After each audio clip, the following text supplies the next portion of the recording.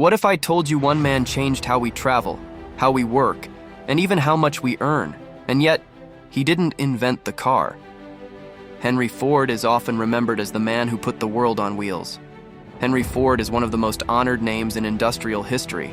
He turned automobiles from luxury toys into everyday necessity, and forever changed how the world moves.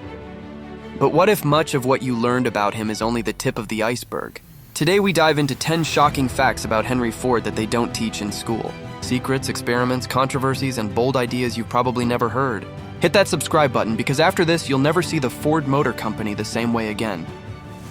Let's begin. Henry Ford was born in 1863 on a farm in Michigan. As a young boy, he was fascinated by machines, often taking apart clocks and tools just to see how they worked. His curiosity and determination would shape the future of transportation. Before he ever dreamed of cars, Henry Ford was a tinkerer. As a teenager, he earned money by repairing pocket watches. He would take apart broken watches, learn their tiny gears, reassemble them.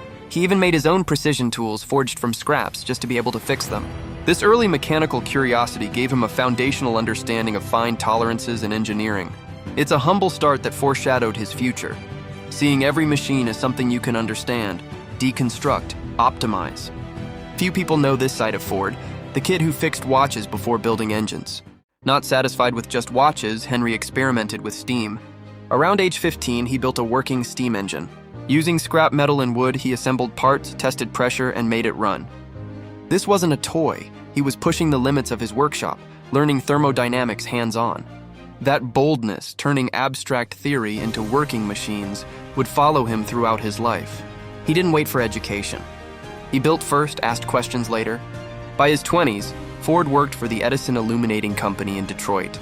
He rose to become chief engineer, overseeing the power plant operations. During this time, he formed a deep friendship with Thomas Edison. Edison became a mentor, inspiring Ford's dreams of innovation and industrial ambition. It's said that Ford later gifted Edison the first Model A car. He also kept a vial containing Edison's last breath as a strange tribute. This dual role, employee and disciple, helped shape Ford's mindset to push technology, but also maintain human connection. This relationship is rarely emphasized, but it's key to understanding his philosophy of invention. You know, Ford made cars. But did you know he held over 160 US patents? Beyond engines and car parts, his patents touched transmissions, brake systems, steering innovations, and even materials. He constantly pushed for incremental improvement. He didn't just rest on the success of the Model T. He reinvented pieces of it, refined manufacturing, and experimented with new materials and designs. His inventiveness wasn't limited. He tried to touch every mechanical realm. One of the strangest chapters is Ford's attempt at an eco-friendly car, built from soybeans and plastic. He owned thousands of acres of soybean fields, trying to turn crop into car parts. The body panels were made of a phenolic resin reinforced with fibers. The idea? Grow your car, reduce weight, cut metal use. Ford even demonstrated durability by hitting hood panels with hammers to show strength. But the project never fully scaled. World War II intervened, metal demand soared, and the unit costs were hard to justify.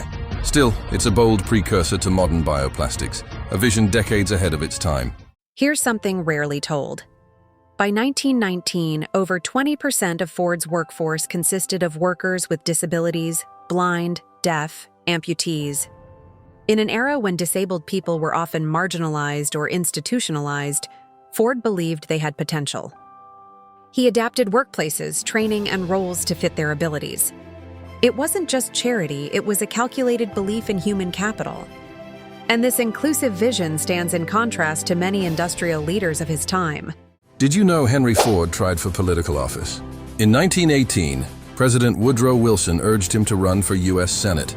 Ford agreed but refused to spend any money on campaigns. He lost by just 4,500 votes. He also had supporters pushing for a Ford for President movement in the 1960s, although he never made the leap. His influence, wealth, and ideology made many people see him as more than a businessman. He saw himself as a social engineer. These political flavors are almost always omitted in textbooks, but they hint at his broader ambition for society. Behind the glossy legacy lies a darker scene. In 1937, the Battle of the Overpass erupted. Ford's security forces violently clashed with union organizers distributing pamphlets outside the Rouge plant.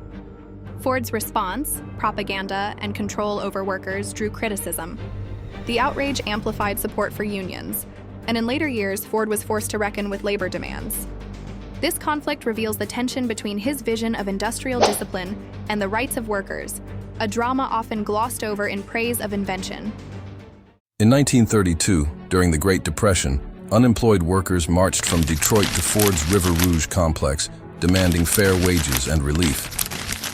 The march ended in tragedy. Police and Ford security shot protesters. Several died. This was called the Ford Hunger March.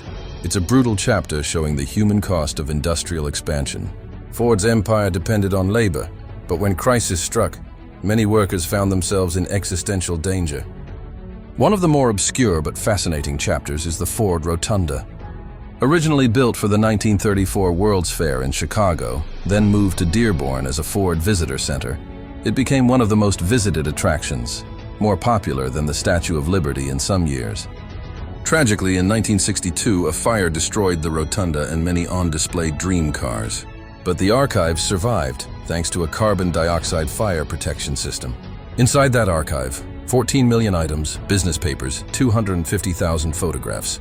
One odd artifact, the vial containing Edison's last breath. This mix of ambition, spectacle, disaster, and preservation wraps up a deeply layered legacy. A man who built machines and built myths. Henry Ford's name is etched into history as a pioneer, but his story isn't just about engines and mass production. It's about ambition, conflict, experimentation, and contradictions. From fixing watches to building plastic cars, from hiring the disabled to brutal labor crackdowns, these 10 shocking facts show a man far more complex than what textbooks teach. If you were surprised, hit the like button and subscribe for more hidden histories. And tell me, which fact about Henry Ford stunned you most? I'll reply to your answers below.